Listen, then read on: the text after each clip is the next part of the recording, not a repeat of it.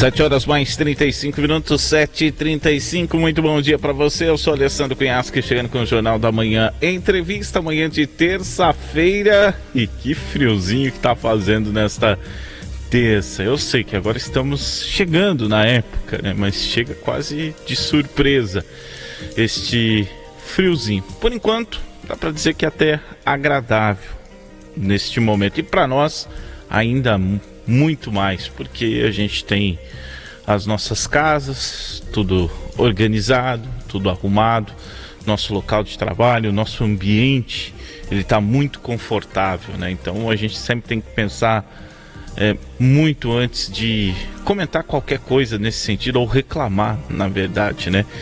E olha, eu quero aqui já destacar que a campanha SOS Rio Grande do Sul segue até o dia 22 de maio. No Jornal da Manhã Entrevista, eu converso agora com o soldado do Corpo de Bombeiros, Fabiano Frei. Muito bom dia para você, Fabiano. Primeiro, parabenizar o Corpo de Bombeiros, a Defesa Civil e todos que estão aí, os voluntários, né, que na semana passada trabalharam incansavelmente para permitir um mínimo de conforto para as pessoas que receberam as doações lá no Rio Grande do Sul. Exato, Cunhasque, muito bom dia a você, bom dia aos ouvintes da Rádio Jornal. E isso que você falou é uma verdade, né?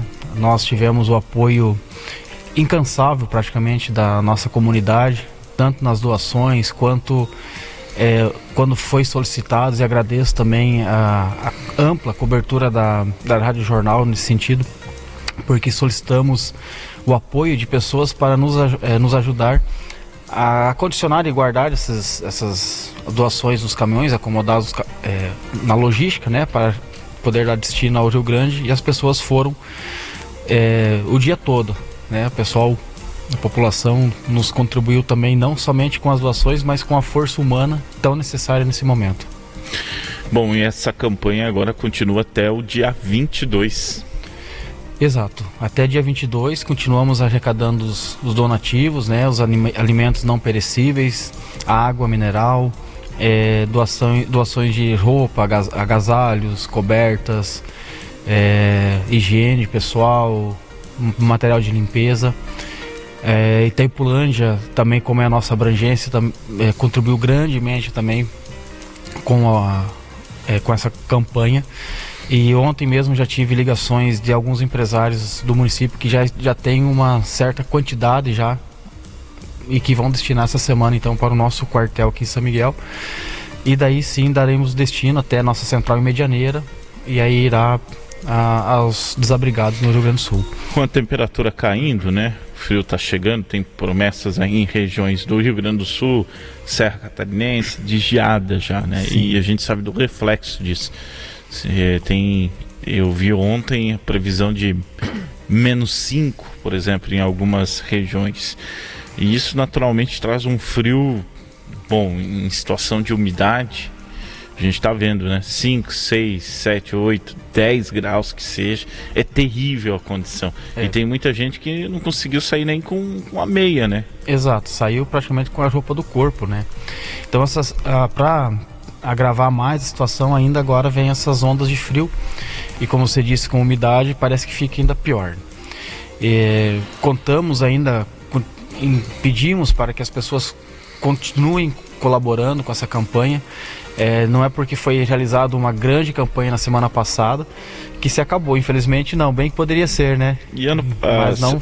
semana passada, desculpa, Frei, semana passada foi muito focada em alimentos, né? Eu acho que o importante agora também, além de alimentos, questão de produtos de higiene, mas também estar atento a casacos, cobertores. Isso, né?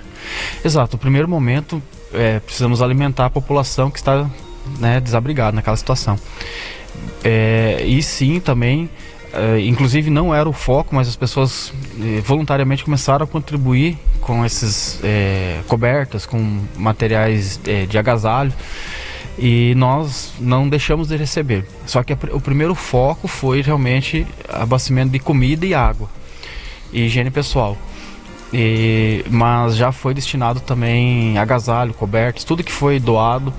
Pedimos também, Cunhasque, assim, que as pessoas doem coisas em condições, né? Não precisa ser luxo, mas também não precisa ser lixo, né? Igual tem esse ditado. Porque às vezes a pessoa já tem alguma coisa separada até para jogar fora, descartar, e agora vê a oportunidade e faz a doação. Eu entendo, nós entendemos que as pessoas têm a boa intenção, mas tem que ser alguma coisa que você usaria, né? Vai doar uma camiseta, mas seja uma camiseta que você também usaria, não uma que já está descartada. Porque na seleção ali acaba tirando um pouco, desprendendo um esforço para classificar alguma coisa que não vai ser útil. E importante também que isso não custa nada, a pessoa já trazer separado, né? Isso, se puder, melhor, né? Por exemplo, o calçado já estar com o par certinho, separar roupa masculina e feminina, roupa de criança, roupa de bebê, porque na logística, como é tudo muito volumoso e também a distância, né? A gente precisa estar, de repente, deixando num centro lá no Rio Grande do Sul, algum centro de logística lá, então já facilita a separação e a entrega desses materiais. Gente, isso é tão sério que nesses centros de triagem já estão criando um setor chamado sem noção, porque as pessoas mandam coisas assim que não dá para acreditar que é capaz de. Então não sei qual é o sentido de ajudar. Será que faz bem para a cabeça da pessoa tentar ou achar que está ajudando? Então a gente tem que ter essa mão na consciência também. Tem várias formas de ajudar, a gente está vendo. Tem gente que está ajudando como alguns aqui em São Miguel do Iguaçu vieram a ajudar o Corpo de Bombeiros e a Defesa Civil na hora do carregamento. Então essa é uma forma importante de ajudar, que muitas vezes não é só dinheiro, não é só alimentos, tem várias outras formas de ajudar que a gente pode se colocar à disposição para colaborar também. Às vezes não tem uma condição tão boa para destinar dinheiro ou propriamente agasalhos. Isso. E tudo mais. A gente está numa região quente, né? Uhum. Quando a gente vai mexendo nas roupas de frio, lá tá com cheiro ainda de naftalina, né? Exato. Para você ter uma noção. Então, não tenho tantas roupas de frio, mas pode ajudar de outras formas também, não tem problema, né, Felipe? Isso, é como aconteceu. Os voluntários vieram de forma brilhante nos auxiliar nessa missão, né? Vamos deixar assim. Foi importante porque a demanda foi bastante. Nós tivemos carregamento de 2 caminhões, tivemos o apoio do município de Itaipulândia também, os empresários, a Provopar, a prefeitura de Itaipulândia se mobilizou, e então era muito volume, e só a nossa tropa, e ainda inclusive também precisamos atender o município ainda, as viaturas continuaram ativas, né? Então nós precisamos e contamos, e as pessoas vieram em apoio para ajudar a carregar, porque alguns empresários, inclusive, um empresário inclusive cedeu a empilhadeira. Então tudo voluntário, as pessoas realmente se abraçaram nessa causa, e foi assim, frutificou. E ainda continuamos, porque as pessoas que doaram semana passada, ainda ontem vieram entregar mais material. Olha, eu vim semana passada, trouxe água, agora eu trouxe coberto. Falei, ótimo, então seja bem-vindo novamente as doações. E aí nós continuamos com a campanha até dia 22. Não sei ainda se vai se estender depois disso, eu acredito que até vá. Mas até dia 22 é certo que estaremos recebendo os donativos. As doações podem ser feitas na base? Isso, no Corpo de Bombeiros aqui em São Miguel, né, Rua Rui Barbosa, número 400. Fácil de localização, qualquer coisa joga no Google, não tem problema, tá lá o endereço certinho. Então é importante dizer, Cunhasque. E é importante dizer também que não vai ter 2, tá, gente? É só um Corpo de Bombeiros. É só um, exato. Daí fica bem fácil bem de achar. Fácil, só tem essa unidade aqui. Eventualmente os portões podem estar fechados, porque a gente tem a rampa ali onde é que é o estacionamento, então, das viaturas. Tem um interfone, então interfona, sempre tem alguém no quartel. Pode ser final de semana, sábado, domingo, feriado. Eventualmente, se as viaturas estiverem fora para atendimento, dentro de alguns instantes as equipes retornam. Então não tocou o interfone, ninguém veio atender, provavelmente a equipe está fora, mas sempre tem alguém ali no cuidando dos telefones, a parte de radiocomunicação. Então é importante que as pessoas vejam o portão fechado, não voltem, batam lá ou tocam o interfone, que sempre alguém vai estar lá para atender. Ô Frei, e para vocês que estão em campo, né, imagino que deve ter colegas, muita gente lá no Rio Grande do Sul também, que vocês conhecem, o que está sendo relatado, o que está vindo de relato? A gente vê muita coisa na televisão, mas é importante também a gente ter esse relato de quem está em campo, né? Isso, Cunhasque, que nós temos um colega meu mais próximo, né, o Sargento Santa Helena, que está ainda lá no Rio Grande, está já por retornar, porque as equipes estão se revezando. Então o que chega pra gente é que assim, o cenário é um cenário caótico mesmo, é tudo isso que está sendo passado e as pessoas estão enfrentando algo que até então praticamente não tinha sido registrado ainda. Então o cenário ainda é bastante crítico. Agora começam inclusive, né, aparecer alguns corpos, né, pessoas que acabaram infelizmente falecendo. Então já começa a ainda mais ser dificultoso a ação lá naquele cenário.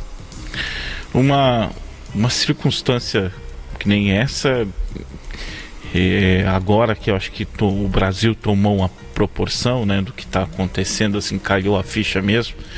E o pior, eu acho que vem agora, né, por mais... a gente vai sair daquele estado de emergência entre a vida e a morte. Eu acho que já passou essa fase, né? Eu acredito que sim. Quanto a isso, assim, a gente não tem uma atualização, porque assim, alguns pontos ainda continuam com muita água, mas aquelas enxurradas, aquelas, digamos, avalanches de lama, pelo fato de não estar mais chovendo tanto, né, teve o registro de chuva, mas não foi com uma incidência tão grande, acabou não que tenha gerado mais vítimas. Mas agora, como tem a dificuldade de escoar essa água para dentro do mar, né, então ainda está um nível muito alto, principalmente em Porto Alegre, essa região. Que entra agora no módulo sobrevivência, né? Isso antes era uma questão de, que eu me refiro assim, que antes era uma questão de vida ou morte, né? Que você ou fica, ou morre ou sai. Agora a situação, a água baixando, estabilizando, vamos dizer assim, que a gente consegue ter uma noção maior e que há um entendimento do que aconteceu. Acho que aí entra o contexto sobrevivência e aí é assustador, né? Porque eu não vejo assim para onde ir, né? Agora tem a parte, por exemplo, onde baixou a água ficou muita lama, né? Tem uma parte de limpeza. Algumas pessoas já estão tendo oportunidade de estarem retornando para suas casas, chegam lá, não encontram praticamente seus móveis, seus pertences, porque a água levou ou estragou. Então o cenário, assim, para quem perde numa enchente, quem perde a vida toda de trabalho, realmente é muito doído, né, dolorido chegar na casa e não encontrar mais seus pertences, não encontrar mais suas roupas, documentos, fotos. Então agora o cenário realmente não é mais aquela emergência, mas sim um cenário que você vai ter que ter um enfrentamento depois disso, acredito até com acompanhamento psicológico e outros, porque não é fácil a pessoa perder tudo que trabalhou durante anos em uma noite, em um dia, né? Então a situação é bem complicada, fora as pessoas, né, que perderam parentes, perderam filhos. É um cenário, como eu disse antes, até então sem antecedentes, né, nessa proporção. Assim, até para as pessoas entenderem, né, nesse sentido, porque enchente sempre teve naquela região, né, nessas regiões. Lá é uma região, Porto Alegre, todas essas regiões aí aos arredores, é muito alagado. Até gente que torce aqui para dupla Grenal, né? Em algum momento da vida a gente vai para lá para pelo menos assistir um jogo e tal. Isso chamou bastante atenção, assim, porque a gente viu muitas lagunas, né? Muitas lagoas, na verdade, e eu não esperava, não imaginava isso. E ouvindo relatos, né? De que pessoas viviam lá, Isso não era incomum. Isso. O que acontece é que, e isso explica muitas pessoas terem ficado e até perdido a vida por conta disso, é que por elas estarem acostumadas, não, vai dar enchente, vai alagar a rua, no máximo vai chegar no portão da casa, e quando se deram conta não deu mais tempo, né? Exato, a proporção foi muito acima do que as pessoas já estavam acostumadas, né, com o que elas já vivenciavam. Então isso que infelizmente acabou gerando às vezes uma certa confiança de que não seria aquilo tudo que foi alertado, e infelizmente veio, talvez até pior, e aí acabou, né, sendo um evento trágico, como está sendo registrado. E teve um grande registro nos anos 40, se eu não me engano, das enchentes, e aí os cientistas aí estavam explicando as diferenças, né? Porque naquele período, por exemplo, houve sim as cheias e tal, daí tinha uma questão populacional que era um pouco menor, e que também a diferença do volume de água por dias, né, que choveu durante semanas, então, mas teve todo esse volume dos 2, 3 dias foram distribuídos durante semanas, então assim, não houve essa enxurrada, essa surpresa, né? As pessoas aos poucos conseguiram ir se organizando e se preparando. Dessa vez não, em algumas horas choveu, que talvez choveria em semanas, né? Exato, o volume foi muito grande da chuva, e gerou toda essa tragédia. É importante a gente ilustrar tudo isso, Frei, para haver entendimento, né? E às vezes a pessoa julga, mas por que isso aconteceu? Como que, né? E qual é a situação? Qual é a real situação? Porque tem muita gente também que tem, mesmo vendo na televisão, também tem alguma dúvida, e eu entendo, né? Porque o que a gente vê na TV muitas vezes é só um recorte do que é a realidade, mas eu mesmo assistindo alguns podcasts tem muitos jornalistas lá, né, que acabaram relatando aqui para o centro do país, e isso que você falou, inclusive isso que você falou, que começam a aparecer corpos, né? A gente está vendo mais dos animais, por conta que é menos chocante, né? Mas entenda que seres humanos também estão nessa conta, e aí você fica imaginando o cheiro, as condições, por isso que se coloca produtos de higiene, né, que é muito importante. Você imagina tudo isso ao mesmo tempo. Exato. Então, por isso que essa campanha até o dia 22, ela é muito importante para você colaborar e dar o mínimo de conforto para essas pessoas, o mínimo de dignidade, né, para que eles possam recomeçar aí as suas vidas, que, olha, é algo inacreditável, né? Você vê Cruzeiro do Sul, por exemplo, parece que alguém passou uma máquina niveladora, né? Não sobrou nada.